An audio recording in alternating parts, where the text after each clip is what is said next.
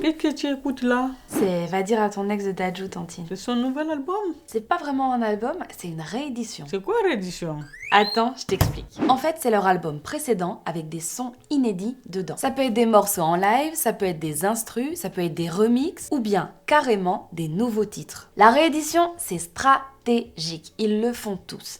Eva Queen, Aya Nakamura, Dadju, Kat Keus et même Slimane Evita d'ailleurs. Déjà, faut savoir que les chiffres de vente de la réédition se cumulent avec les chiffres de vente de l'album original. Donc, ça augmente les chances d'avoir une certification. C'est quoi une certification? Un disque d'or, un disque de platine ou un disque de diamant. C'est bien connu, en général, quand un artiste sort un album, la majorité des ventes se fait les 2 premières semaines. Ensuite, à part si à la sortie d'un clip, l'album n'est plus trop dans l'actu. Du coup, la réédition, c'est l'occasion de reparler de l'album et de relancer les ventes. Et donc, de refaire de la promo et de reparler de la tournée. Quand il y en a une, évidemment. Ah, c'est pas bête. Celui qui a le mieux fait ça, c'est Nekfeu. En 2018, il sort l'album Les Étoiles Vagabondes. Et 2 semaines après, bim, surprise, expansion, avec 16 nouveaux titres.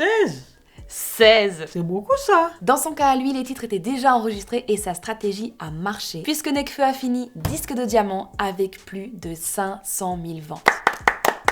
Mais pourquoi ils sortent pas simplement un nouvel album? Alors Nekfeu c'est particulier, ils sortent pas tous à chaque fois 16 nouveaux titres. PNL, la même année, ils ont sorti une réédition de l'album Deux Frères avec seulement 4 titres bonus. C'est comme si on réchauffe un plat.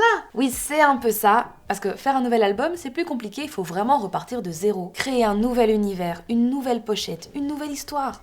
C'est beaucoup. Et puis il faut que les nouveaux sons s'intègrent bien à la tournée aussi. Par exemple, Angèle a expliqué qu'elle avait envie de faire des nouveaux sons sur scène. Donc elle en a réécrit, elle les a enregistrés et elle a sorti Brol, la suite. C'est donc la réédition de Brol, mais c'est sorti 1 an après. Simple, rapide, efficace. Et le streaming? Le streaming, évidemment que ça compte. Depuis 2016, le SNEP, donc le Syndicat National de l'Édition Phonographique, a annoncé que le streaming, donc la musique qu'on écoute sur Spotify et Deezer, serait pris en compte dans la course à la certification musicale. Par contre, c'est que les musiques écoutées depuis les comptes premium qui comptent. Tu le savais ça, toi? Mais comment le calcul? Pour compter le nombre de ventes, le calcul, c'est les ventes physiques, donc l'album que tu achètes en magasin, les ventes digitales, comme sur Google Play ou iTunes, et le streaming.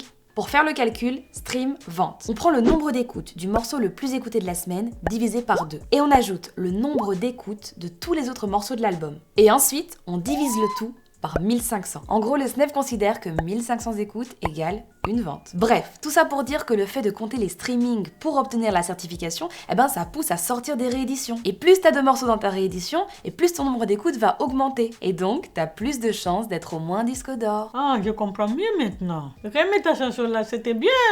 Ok. Move Radio, Hip Hop Nation.